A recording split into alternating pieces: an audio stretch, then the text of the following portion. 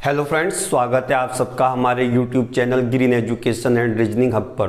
दोस्तों, आज के टॉपिक पर जाने से पहले सबसे पहले बात कर लेते हैं आपके होने वाले एग्ज़ाम्स की। जैसे आप सभी को पता चल गया है कि फॉरेस्टर की एग्ज़ाम्स डेट लगभग क्लियर हो चुकी है, तो आप सब लोग अपनी तैयारी को बनाए रखें, क्योंकि इसी बीच आपके एलटी का एग्ज़ाम्स भी होना है, ग्रेजुएट लेवल का भी होना है, कनिष्ठ सहायक का भी होना है, और यहाँ पर आप ध्यान रखिए सचिवालय सुरक्षा संवर्ग का भी एग्जाम्स होना है।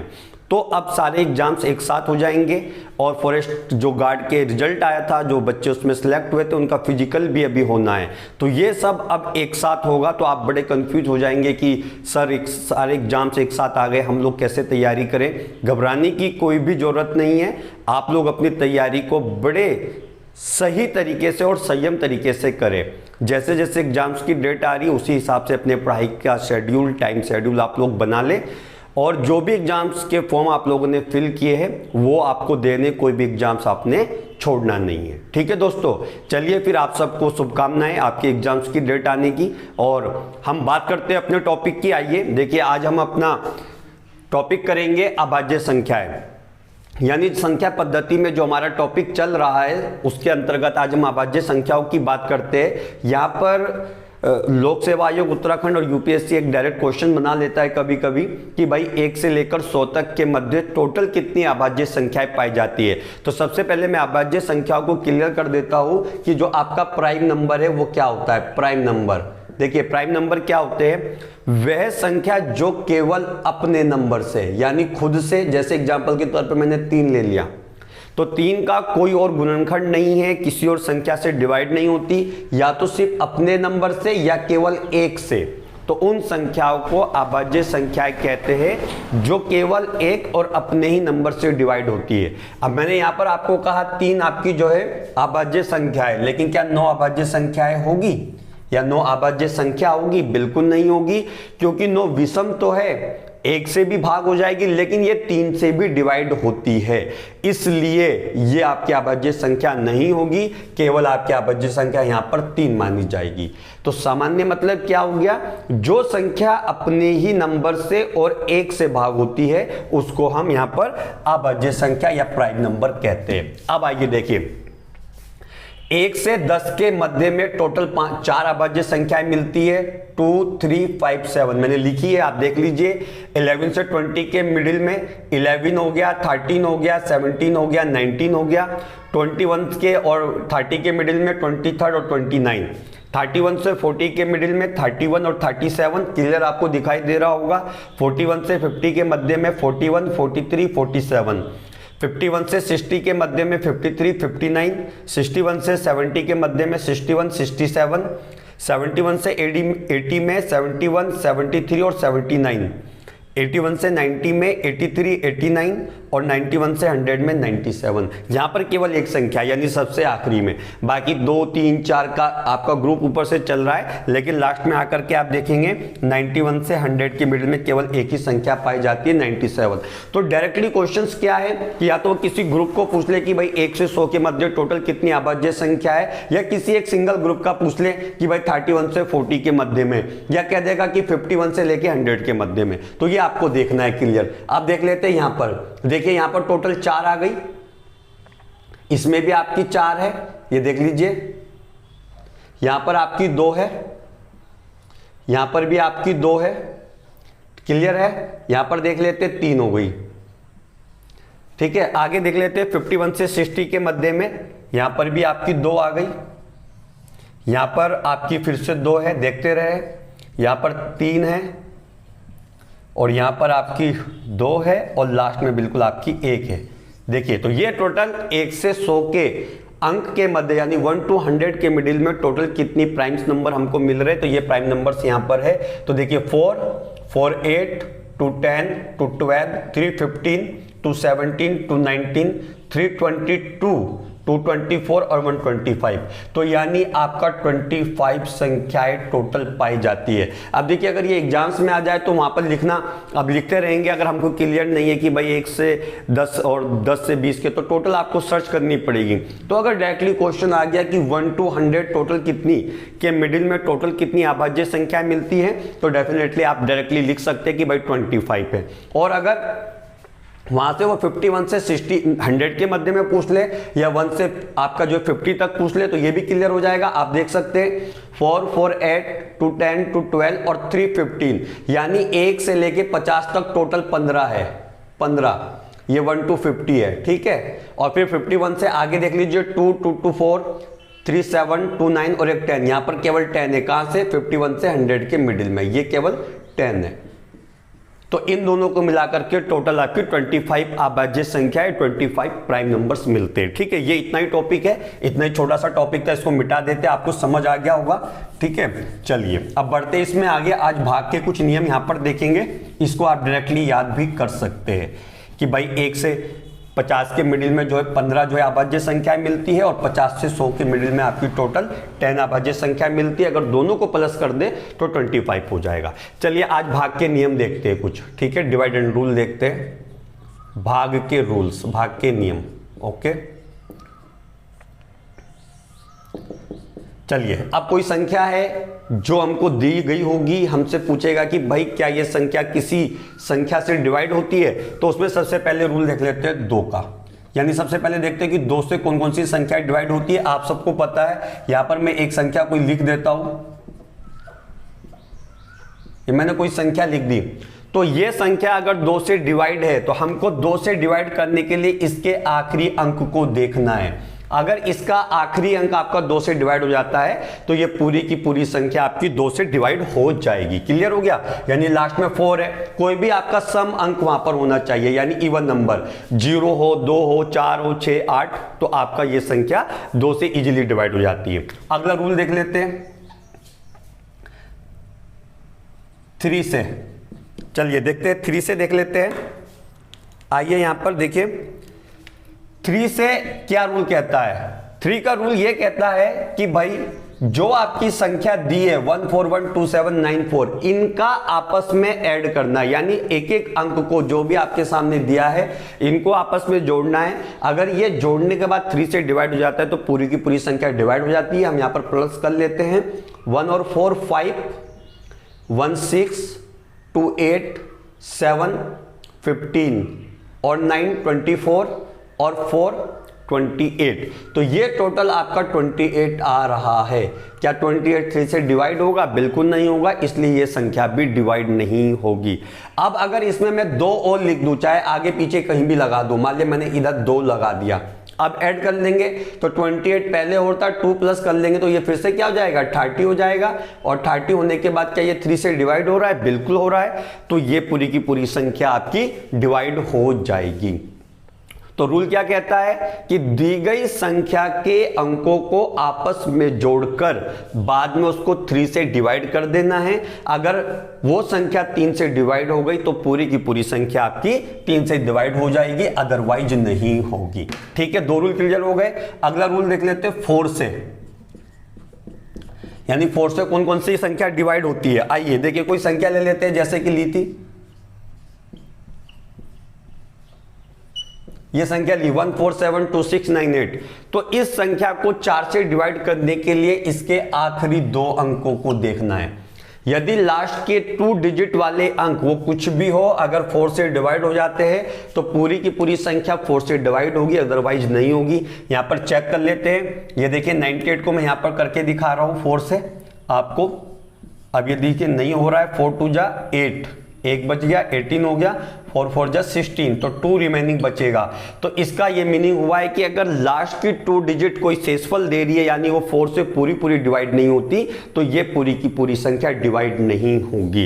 अब पूरी की पूरी संख्या डिवाइड होने के लिए क्या होना चाहिए? जैसे कि मैंने कहा कि भाई लास्ट में क्या होना चाहिए? ऐसे अंक होने चाहिए जो दोनों को डिवाइड कर दो। यहां पर थोड़ी देर के लिए मैं 4 लगा दूं या 0 लगा दूं, कुछ भी लगा दूं, तो लास्ट की 2 डिजिट अब बदल गई। क्यों? क्योंकि पहले 98 था, अब आपका 84 हो गया। तो 84 को आप डिवाइड करके देख लीजिए 4 से। 4 2 जा 8 बिल्कुल हो गया, 4 बचा, 4 1 जा 4, ये पूरे का पूरा डिवाइड हो जाएगा। तो रूल क्लियर हो गया होगा। यानी जो आपका 4 के लिए रूल है वो क्या कहता है कि भाई लास्ट की जो 2 डिजिट है अगर वो 4 से डिवाइड होती है तो पूरे की पूरी संख्या आपकी 4 से डिवाइड हो जाएगी, अदरवाइज नहीं होगी। चलिए ये क्लियर हो गया। 5 के लिए देख लेते हैं। 5 के लिए सिंपल रूल है, क्या बताना इसमें, 5 में आखिरी डिजिट या तो आपकी 0 हो या 5 हो, यानी कोई भी ऐसी संख्या जो आपको दी गई है अगर उसका लास्ट डिजिट 0 है या 5 है तो ही संख्या वो डिवाइड होगी, अदरवाइज नहीं होगी। क्लियर हो गया। अब आ जाते हैं 6 के लिए। 6 से देख लीजिए, 6 से डिवाइड करने के लिए क्या रूल है भाई, 6 से डिवाइड करने के लिए जो संख्या आपको दी है उस पूरी संख्या के लिए 2 और 3 का रूल कर लीजिए। क्यों? क्योंकि जो 6 के मल्टीपल होते हैं वो 2 इंटू 3 होते हैं, यानी 2 3 6 होता है। तो 2 से डिवाइड कर लीजिए, 4 बिल्कुल डिवाइड हो जाएगा। अब 3 से इसका ऐड, जैसे कि हमने कहा कि 3 से डिवाइड करने के लिए पूरी संख्याओं का योग करना है, 3 से डिवाइड करना है। अगर पूरे का पूरा योग 3 से डिवाइड हो जाता है तो पूरी की पूरी संख्या भी 6 से डिवाइड हो जाएगी। क्यों? क्योंकि 2 से तो हो ही रहा है। आगे चेक कर लेते हैं। 4 1 5, 5 और 7 कितना हो गया, 12 2 14, 14 6 20, 29 37 और 41 हो रहा है अभी। तो 41 आपका 3 से डिवाइड नहीं होगा। तो इस वजह से ये संख्या 6 से पूरी की पूरी डिवाइड नहीं होगी। लेकिन अगर इसमें हम कुछ ऐसा अंक पीछे जोड़ दे जो 3 से डिवाइड हो रहा है, जैसे कि 41 1 लगा दे यहां पर। अब एक देखिए, अगर एक यहां पर लगाए गड़बड़ हो जाएगी, एक यहां पर लगा देते आगे। अब देखिए लास्ट अंक तो आपका 4 ही है, वो 2 से डिवाइड हो जाएगा और पूरे का पूरा ऐड जब प्लस करेंगे तो ये 42 हो जाएगा और 42 3 से डिवाइड होता है तो ये पूरी की पूरी संख्या अब 6 से डिवाइड हो जाएगी, पहले नहीं हो रही थी। तो रूल क्या कह रहा है, पूरी दी गई संख्या को 2 और 3 से अलग अलग डिवाइड करके देख लीजिए। अगर अलग अलग डिवाइड हो जाती है तो पूरी की पूरी संख्या आपकी डिवाइड हो जाएगी। चलिए क्लियर हो गया, आगे बढ़ते हैं। 7 का बाद में बताते हैं। 8 का देखिए पहले, 8 से कौन कौन सी संख्या डिवाइड होगी भाई, ये अच्छा रूल है, एग्जाम्स में आ सकता है। 8 के लिए आपको आखिरी के 3 अंक देखने हैं, यानी लास्ट 3 डिजिट चेक करनी है। अगर आखिरी के 3 अंक आपके 8 से पूरे डिवाइड होते हैं तो वो पूरी की पूरी संख्या डिवाइड हो जाएगी, अदरवाइज नहीं होगी। दूसरा एक रूल और कहता है, 3 अंक डिवाइड हो तब भी पूरी हो जाएगी अगर 8 से डिवाइड होता है, और अगर आखिरी के तीनों अंक 0 हो, यानी एग्जांपल क्या है कि यहां तक सेम है और लास्ट की 3 डिजिट आपकी 0 है तीनों की तीनों, तो भी वो संख्या पूरी की पूरी 8 से डिवाइड हो जाती है। एग्जांपल के तौर पे आपके पास कई एग्जाम्स में क्वेश्चन आ गया, ऐसा कोई क्वेश्चन आ गया कि 5271600, क्या ये संख्या 8 से डिवाइड है? सोचने की जरूरत नहीं। जैसे ही आपने देखा कि भाई लास्ट की 3 डिजिट आपकी पूरी की पूरी 0 है, यानी तीनों 0 है, तो ये डायरेक्टली 8 से पूरे का पूरा डिवाइड हो जाएगा। आपको कतई भी चेक करने की जरूरत नहीं है कि अलग से आप वहां पर भाग देकर देख रहे हैं। क्लियर हो गया। तो मैंने क्या कहा, 8 के लिए या तो लास्ट के 3 नंबर वो 8 से डिवाइड होने चाहिए या लास्ट की तीनों डिजिट 0 होनी चाहिए। अब मैं यहां 984 को चेक कर लेता हूं थोड़ी देर, क्या ये डिवाइड हो रहा है? 984 को, जो ऊपर वाला अंक है, 8 से कर लेते हैं। 8 1 जा 8, 1 बच गया, 18 हो गया, 8 2 जा 16, 2 बचा, 24 हो गया, 8 3 जा 24। इत्तेफाक से ये पूरे का पूरा ही डिवाइड हो गया। तो 984 एक बार फिर से चेक कर लेते हैं। 8 1 जा 8, रिमेनिंग 1, 18 हो गया, 8 2 जा 16, रिमेनिंग 2, 4 उतार 8 3 जा 24। बिल्कुल ठीक है भाई, ये पूरी की पूरी संख्या आपकी 8 से डिवाइड हो जाएगी। कौन सी? 14726984 और 14726000, ये पूरी की पूरी संख्या आपकी 8 से डिवाइड हो जाएगी। चलिए अगला 9 के लिए रूल देख लेते हैं। आसान है, आपको बिल्कुल समझ आ रहा होगा, इसलिए इसमें ज्यादा टाइम नहीं मैं दे रहा हूं आपको। 9 के लिए रूल देखते हैं क्या है। कोई संख्या आपको दी है 14261691, कुछ भी, आप कुछ भी ले सकते हैं। तो इसके लिए वही रूल है जो 3 के लिए था। यानी 3 के लिए क्या रूल था कि जो आपको संख्या दी है उन संख्याओं को आपस में प्लस करके 3 से डिवाइड कर देना है। तो यहां भी सेम रूल है, 9 से करना है इस बार, यानी संख्या जो दी गई है उनको आपस में प्लस कीजिए और उनको फिर 9 से डिवाइड कर दीजिए। अगर वो 9 से डिवाइड होती है तो पूरी की पूरी संख्या डिवाइड हो जाएगी। कर लेते हैं, देखते हैं जरा क्या आ रहा है। 1 और 4 5, 5 2 7, 7 और 6 13, 1 14, 6 20 29, 2 31 और 1 32। तो ये टोटल 832 आ रहा है। तो ना ये 3 से डिवाइड है ना 9 से। क्यों कहा था कि अंकों का योग ऐसा आना चाहिए जो सबसे डिवाइड हो जाए। मैं इसमें पीछे 4 लगा देता हूं, ये मैंने 4 लगा दिया, ठीक है। अब 4 लगा दिया तो यहां पर 4 अलग से प्लस करना पड़ेगा, सेम है बाकी नंबर। अब ये 36 हो गया, तो 36 आपका 3 से भी डिवाइड होगा और 9 से भी डिवाइड होगा। तो 3 और 9 दोनों का बिल्कुल सेम रूल है, दोनों के लिए संख्याओं को आपस में प्लस करके 3 और 9 से डिवाइड कर देना। अगर संख्या पूरी की पूरी डिवाइड होती है ऐड करने के बाद, अंकों को ऐड करने के बाद, तो वो पूरी की पूरी संख्या आपकी 9 से डिवाइड होगी, 3 से डिवाइड होगी, अदरवाइज नहीं होगी। क्लियर हो गया। चलिए अब आज का सबसे इंपॉर्टेंट रूल है, इसको जरा ध्यान से देखिए, ये एग्जाम्स में सबसे ज्यादा आता है। एग्जाम्स में उत्तराखंड लोक सेवा आयोग या यूपी पीसीएस या यूपीएससी इस तरीके के क्वेश्चन थोड़ा बनाता है, जो मैं आपको बताने जा रहा हूं। ये सब तो आसान है। 11 के लिए देखिए जरा क्या है। 11 के लिए नियम या रूल कुछ भी लिख लीजिए, इसको आप नोट करते रहे अपनी कॉपी में, ठीक है। अब देखिए 11 के लिए क्या रूल कि भाई जो भी आपको संख्या दी गई है उन संख्याओं की आपको ऑड और इवन कंडीशंस को, स्थिति को देखना है। ऑड इवन नंबर मैं यहां पर नहीं कह रहा हूं, ध्यान से सुनिए। ऑड और इवन प्लेस यानी जगह पर। एग्जांपल ले लेते हैं क्वेश्चंस ताकि आपको समझ आ जाए। ये लीजिए 147269 जो मेरे मन में आया मैंने लिख दिया यहां पर 23, ये नंबर मैंने एक लिख दिया। अब क्या ये संख्या 11 से पूरी की पूरी भाग होती है, तो इसको चेक करना है, एग्जाम्स में आता भी है। अब अगर इसको चेक करना है तो हम क्या करेंगे, यहां पर ऐसे लिखेंगे 11 और यहां पर करेंगे 147269 और फिर यहां पर ऐसे भाग दे करके देखेंगे। देखिए कर सकते हैं लेकिन थोड़ा टाइम लग जाता है आपके क्वेश्चंस में और लेंथी भी हो जाता है, तो ऐसे नहीं करना है, ठीक है। कैसे करना है यहां पर आपको क्लियर करते हैं। देखिए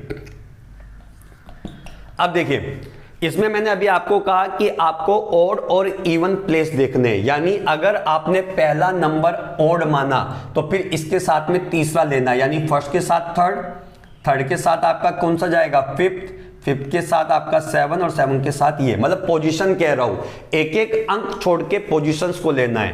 पहला लेना है, दूसरा छोड़ना है, तो पहले के साथ तीसरा, तीसरे के साथ फिर पांचवा, पांचवे के साथ फिर ये, उसके साथ ये।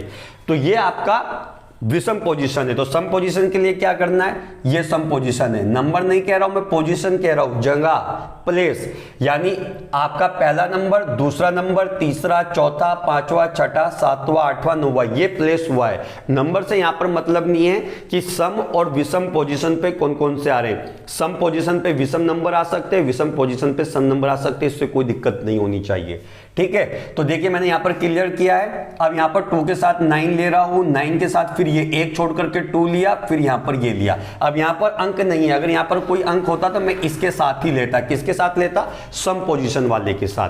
तो देखिए यहां पर लिखते हैं विषम स्थिति वाले नंबर, सम स्थिति वाले अंक या नंबर, कुछ भी आप लिख दीजिए। ये आपको दिखाई दे रहा होगा कौन कौन से। सबसे पहला 3, आपस में इनको प्लस भी करना है, मैं साथ ही लिखते हुए चलता हूं। 3 + 0 + 6, 6 + 7, 7 + 1, ये 1, ठीक है। तो इन विषम पोजीशन वाले नंबर को मैंने लिख करके आपस में प्लस करना है। तो कितना हो गया ये, 6 और 3 9, 9 और 7 16 हो गया और 1 17 हो गया, ठीक है। एक बार फिर से देख लेते हैं, 6 3 9 और 7 16 और 1 17 हो गया। यानी जो विषम स्थिति वाले अंक है वो आपके ऐड करने के बाद आपका 17 आ रहे। अब सम स्थिति वाले देख लेते हैं। सम बहुत आसान, मैं सिंपल भाषा में बहुत क्लियर आपको समझा रहा हूं। सम स्थिति वाले अंक के जो पोजीशन है उनको देख लेते हैं, ठीक है। चलिए चेक करते हैं कौन कौन से। देखिए 2 है, यहां पर दिखाई दे रहा होगा आपको, 2 प्लस 2 के साथ में 9, मैंने देखिए ब्लैक से उसको मार्क भी किया है। 2 के साथ में 9, 9 के साथ में 2, 2 के साथ में 4, अब देखिए आगे कुछ नहीं है तो छोड़ देना है, अगर आगे अंक होता तो मैं यहां पर ऐड कर लेता, अगर अब मैं कोई अंक बाद में लिखूंगा तो वो इसी में ऐड करना है क्योंकि इसके बाद इसी का नंबर है, क्योंकि सम के बाद अगला सम आएगा, विषम ऑलरेडी यहां पर आ चुका है पोजीशन, ठीक है। तो 2 और 9 आपका 11 हो गया, 11 और 2 आपका 13 हो गया, 13 और 4 आपका 17 हो गया। देखिए नंबर मेरे मन में आया था, मैंने ऐसे लिख दिया, ये दोनों आपस में सेम आ गए। एक बार फिर से चेक कर लेते हैं, यहीं पर चेक कर लेंगे, 3 फिर 0 यानी 9, यहां पर 3 और 6 आपका 9 हो गया, 9 और 7 आपका 16 हो गया और 1 17 हो गया। अब यहां पर चेक कर लेते हैं, 9 और 2 11 हो गया, 11 और 2 13 हो गया, 13 और 4 17 हो गया। क्लियर है ना, कोई गड़बड़ तो नहीं हो रही है? बिल्कुल। देखिए बोलने में लिखने में थोड़ा गड़बड़ हो जाए तो आप समझ लीजिए लॉजिक आपको क्लियर होना है जो यहां पर समझा रहे हैं। यहां पर लॉजिक क्या है कि जो भी संख्या आपको दी है, बड़ी से बड़ी छोटी से छोटी, उसकी आपने सम पोजीशन और विषम पोजीशन वाले नंबर को अलग अलग लिख करके प्लस कर लेना है, जैसे मैंने यहां पर किया और जैसे मैंने यहां पर किया। क्लियर हो गया? अब आगे इसमें क्या करना है, ध्यान से देख लीजिए, लास्ट में यहां पर क्या करना है कि जब आपने दोनों स्थिति वाले नंबर का अलग अलग अंकों का योग कर लिया तो वो अंकों के योग को आपस में माइनस करना है, यानी विषम माइनस सम। चाहे मान इसका बड़ा है विषम स्थिति का, चाहे मान सम स्थिति का बड़ा है, दोनों में से जिसका भी मान बड़ा आएगा उसमें से छोटे वाले मान को माइनस कर देना है। यानी यहां पर क्या करना है, विषम माइनस सम या सम माइनस विषम, कुछ भी कर लीजिए, यानी विषम अंक वाले जो है और सम अंक वाले दोनों को आपस में माइनस कर लेना है। तो विषम का आपको कितना योग था 17 और सम का भी 17 आ रहा है, दोनों को घटा के 0 आ रहा है। तो रूल यही कहता है कि दोनों स्थिति वाले अंकों को आपस में घटाने पर या तो 0 आना चाहिए या ऐसा कोई नंबर आना चाहिए जो 11 का मल्टीपल हो, तो वो पूरी की पूरी संख्या आपकी 11 से डिवाइड हो जाएगी। आप ध्यान से इसको सुन लीजिए, मैं फिर रिपीट कर रहा हूं कि विषम स्थिति और सम स्थिति वाले अंकों को आपस में लिखकर योग करने के बाद दोनों को घटाना होता है। तो घटाने के बाद जो भी नंबर आपका बच रहा है या तो वो शून्य बचना चाहिए हर बार, या शून्य नहीं बच रहा है तो कोई ऐसा नंबर बचना चाहिए जो 11 का मल्टीपल हो। फॉर एग्जांपल 11 बच जाए, 22 बच जाए, 33, 44, यानी इस तरीके से एंड सो ऑन कोई भी नंबर आपका बच जाए। तो अगर 11 का मल्टीपल बचता है तो भी वो संख्या पूरी की पूरी 11 से डिवाइड होगी। ये यहां पर रूल कहता है, इसको आप कॉपी कर लीजिए। तो क्या ये हमारी संख्या 11 से डिवाइड हो रही है? बिल्कुल डिवाइड हो रही है। क्यों? क्योंकि सम स्थिति और विषम स्थिति वाले अंकों का योग शून्य आ रहा है और रूल भी यही कहता है या तो शून्य आना चाहिए या कोई 11 का मल्टीपल आना चाहिए। क्लियर हो गया? आसान है। चलिए ये क्लियर हो गया, इस पे आप क्वेश्चंस अपने आप प्रैक्टिस कर लीजिए खुद ही। मैं आपको यहां पर क्लियर भी करता हूं कि किस तरह के क्वेश्चन यहां पर वो बनाएगा। ठीक है, एक पहले आपको 7 के लिए रूल बता देते हैं। ठीक है, 7 के लिए थोड़ा अलग है। 7 के लिए रूल, यानी 7 के लिए क्या होगा, चलिए ठीक है यहां पर देखते हैं। यहां पर मैं एक संख्या ले रहा हूं 117 649, ये मैंने लिया है। ठीक है, ताकि आपको क्लियर कर सकूं, थोड़ा सा सही से लिख देते हैं इसको।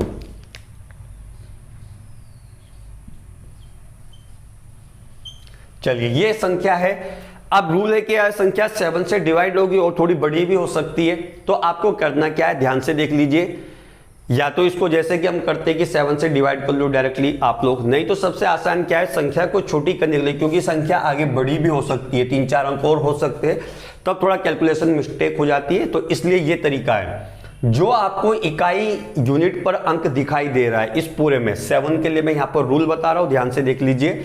तो जो यहां पर 9 आपको दिखाई दे रहा है इकाई यूनिट पर, इस 9 को 2 टाइम मल्टीप्लाई करना है, यानी डबल करना है। ठीक है, यानी 9 का डबल करके और बाकी जो रिमेनिंग अंक बचते हैं उनमें से घटा देना है, यानी जो संख्या पूरी की पूरी बच रही है। फिर से रिकॉल करता हूं, 7 के लिए रूल ये कहता है कि इकाई अंक पर जो भी संख्या आपको दिखाई दे रही है उसको आप डबल कीजिए। डबल करने के बाद रिमेनिंग संख्या में से उसको माइनस कर दीजिए। अगर वो माइनस होने के बाद 7 से डिवाइड हो रही तो पूरी की पूरी संख्या 7 से डिवाइड हो जाएगी। चेक कर लेते हैं। 9 का डबल 18 होगा, मैं यहां पर अलग से लिख रहा हूं अगली उसमें। तो 11764 रह गया। क्यों? क्योंकि ये डबल करके घटाना है। तो 9 2 जा 18 हो गया, मैंने यहां पर 18 माइनस कर लिया, ये माइनस। तो 14 में से 8 गया, आपका कितना बचेगा 6, यहाँ पर रिमेनिंग 5 हो गया, 5 में से 1 गया, ये 4 आ गया, यहाँ पर ये 7 है, 1 1। मान लिया फिर से कोई बड़ी संख्या आ गई, लग रहा है यार अभी भी 7 का डिवाइड जा रहा है या नहीं जा रहा, क्लियर नहीं हो रहा है यहाँ पर। अगले बार फिर यही रूल अप्लाई कर लीजिए। अब इसको यानी 6 को, पहले यहाँ पर इकाई यूनिट पर 9 था उसको डबल किया, अब यहाँ पर इकाई यूनिट पर आपका 6 है तो आप इसको डबल कर लीजिए। तो 6 को डबल करके कितना हो जाएगा 12। तो अगली स्थिति में मैं आपको दिखाता हूं 1174, यही तो बचेगा क्योंकि इसको तो डबल करना है। तो 6 का डबल 12 हो जाएगा, 12 को माइनस कर दीजिए यहाँ पे। 4 में से 2 गया 2, 7 में से 1 गया 6 और 1162 आ गया। दोनों स्थिति क्लियर हो गई। अब इसको यहां पर आप 7 से फिर चेक कर सकते हैं, लग रहा है नहीं फिर से यार कोई बड़ा नंबर आ रहा है, तो अगले बार में फिर देखिए क्या करना है। सेम 1162, तो 2 को फिर से डबल करना है और डबल करके रिमेनिंग में से माइनस कर देना है। चेक कर लेते हैं, 2 का डबल 4 हो जाएगा, 116 में से 4 माइनस गया, कितना बचा 6 में से 4 गया 2 और 112। अब ये केवल 112 बच गया। आप इसको यहाँ पर देख लीजिए क्या ये 7 से डिवाइड हो रहा है, 7 1 जा 7, आपका 4 बचेगा, 7 6 जा 42, पूरे का पूरा डिवाइड हो रहा है। लेकिन अगर आपको आगे भी चेक करना है तो आप आगे फिर से चेक कर लीजिए, यहाँ पर इसको डबल कर लेंगे, किसको, इस 2 को, जो रूल हम अप्लाई करते हुए आए। 2 का डबल कितना हो जाएगा 4, अगले बार में 11 में से 4 माइनस करेंगे आप, जैसे कि हम करते आ रहे, 7 बचेगा और डायरेक्टली 7 आपका 7 से डिवाइड होता है। तो 7 के लिए यही रूल है कि अगर आपके पास कोई संख्या दी गई हुई है, उस संख्या के इकाई को, अंक को डबल करके यानी 2 से मल्टीप्लाई करके बाकी रिमेनिंग संख्या में से माइनस करते रहना है। और लास्ट में जाकर के आपको जहां भी लगेगी आपकी संख्या छोटी हो गई है, आप 7 से उसको भाग करके देख लीजिए, आपको पता चल जाएगा। तो ये इजीली हो जाता है इस तरीके के क्वेश्चंस में। ठीक है, चलिए, तो ये 7 के लिए था। बाकी प्रैक्टिस आप लोग खुद कोई भी अंक वगैरह लेकर के कर लीजिए। अब यहां पर देखिए क्वेश्चन कैसे आ रहा है एग्जाम्स में, या आता है, मैं आपको थोड़ा सा क्लियर कर देता हूं। कोई भी प्रश्न आयोग या आपका ग्रुप सी तो खैर बना ही रहा है इस तरह के क्वेश्चन, पर उत्तराखंड आयोग, अधीनस्थ और आपका यूपीएससी सब बना रहे। कोई संख्या आपको दे रहा है वो 117268, स्टार लगा दिया यहां पर, या कोई खाली अंक छोड़ दिया या गैप छोड़ दिया और यहां पर लिख दिया 242, 243 कुछ भी। अब वो आपसे पूछता है अगर ये संख्या 11 से डिवाइड होगी, या ये संख्या 8 से डिवाइड होगी, या ये संख्या 3 से 9 से डिवाइड होगी, तो इसके स्थान पर कौन सा अंक आएगा, यानी किसके स्थान पर, स्टार के। तो ए ऑप्शन भाई लिख दिया 3 आ रहा है, बी में लिख दिया आपका 4 आ रहा है, फिर 6 आ रहा है, 9, यानी ये 4 ऑप्शन मैंने लिख दिए। तो अगर जिसका भी रूल पूछेगा आपको लिख लेना है। मान लिया ये 3 के लिए कोई रूल है कि भाई क्या ये संख्या 3 से डिवाइड होती तो स्टार के स्थान पर कौन सी जगह आएगी। आप सारे अंकों को योग कर लीजिए और सारे अंकों को योग करने के बाद जितना भी आपका 3 से डिवाइड होने के लिए बाकी बच रहा है वो यहां पर आप लगा दीजिए, इसमें से आपको ऑप्शन मिल जाएगा। तो क्वेश्चंस का तरीका इस तरीके से। 11 के लिए भी इसी को बना सकता है कि भाई अगर ये संख्या 11 से पूरी भाग हो जाती है तो स्टार के जगह पर कौन सा अंक आएगा। 8 से डिवाइड होती है तो 8 की जगह पर यहां पर कौन सा अंक आएगा। तो इस तरीके के क्वेश्चंस आपके रहते हैं, यानी स्टार देकर के आपसे किसी भी संख्या से डिवाइड करने के बाद उस स्टार की जगह पर कौन सा अंक आएगा, इस तरीके के क्वेश्चंस यहां पर है। चलिए ठीक होगी बात, ये पॉइंट भी क्लियर होता है। तो भाग के जो रूल है यहां पर उत्तराखंड लोक सेवा आयोग हो या आपका यूपीएससी में, वो यहाँ पर मुख्यतः 11 तक ही आते हैं, इससे ज़्यादा नहीं। आगे रूल और भी होते हैं, 13 का है, 14 का है, बहुत रूल्स है, लेकिन यहाँ तक आप समझ लीजिए 11 तक, यही आपके लिए इंपॉर्टेंट है। और इसमें भी सबसे ज़्यादा 11 और 9 और 3 का रूल ही एग्जाम्स में ज़्यादा आता है। ठीक है, चलिए अब इसके बाद यहाँ पर हम अगला टॉपिक देखते हैं। आइए, ठीक है, अगला टॉपिक मैं यहाँ पर लिखता हूँ, देखिए क्या है। चलिए अब देखिए यहाँ पर एक रूल मैं यहाँ पर ये बता रहा हूँ कि जो आपका सह अभाज्य संख्याएं होती है, को प्राइम नंबर होता है। अगर आपको कभी आपने देखा हो को प्राइम, इसको बोलते हैं सह अभाज्य।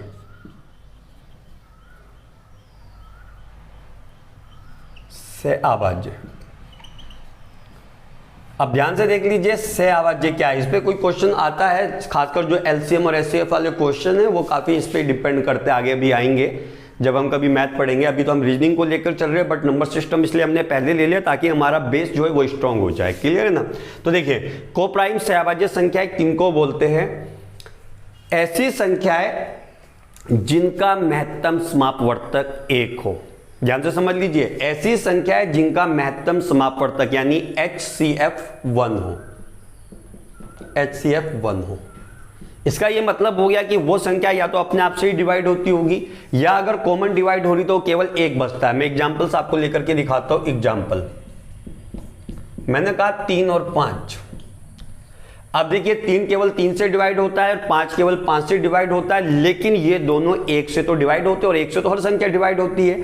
तो यही रूल यहां पर कह रहा है कि ऐसी संख्याएं जिनका महत्तम समापवर्तक या HCF उसको कहते हैं वो आपका 1 हो तो आपकी संख्याएं सहअभाज्य संख्याएं कहलाती है। ये थोड़ा सा इंपॉर्टेंट पॉइंट है, आप ध्यान से देख लीजिए।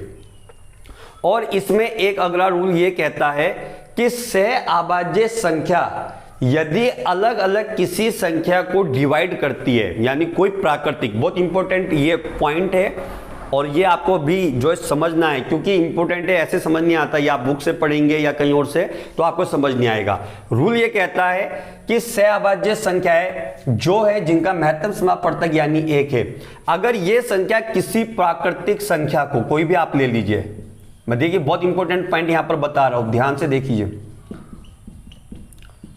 कोई प्राकृतिक संख्या मैंने 45 मान ली, कुछ भी आप मान सकते हैं, तो अगर ये दोनों संख्याएं आपस में सहअभाज्य संख्या है तो इन दोनों का मल्टीपल भी इस संख्या को पूरा पूरा डिवाइड करेगा। आप चेक कर सकते हैं 3 5 जब 15 होता है और 15 आपका 45 को पूरा पूरा डिवाइड करता है। तो डिवाइड ये केवल इन दोनों का मल्टीपल तभी करेगा जब दोनों सहअभाज्य संख्या। क्लियर हो गया पॉइंट? फिर से पूरी लाइन को रिकॉल कर रहा हूं। सहअभाज्य संख्या उन संख्याओं को कहते हैं जिनका महत्तम समापवर्तक 1 होता है, यानी वो केवल दोनों संख्याएं 1 से डिवाइड होती है या अपने नंबर से, लेकिन जो कॉमन नंबर है वो केवल उसमें 1 होता है। ठीक है, 1 से डिवाइड होती है।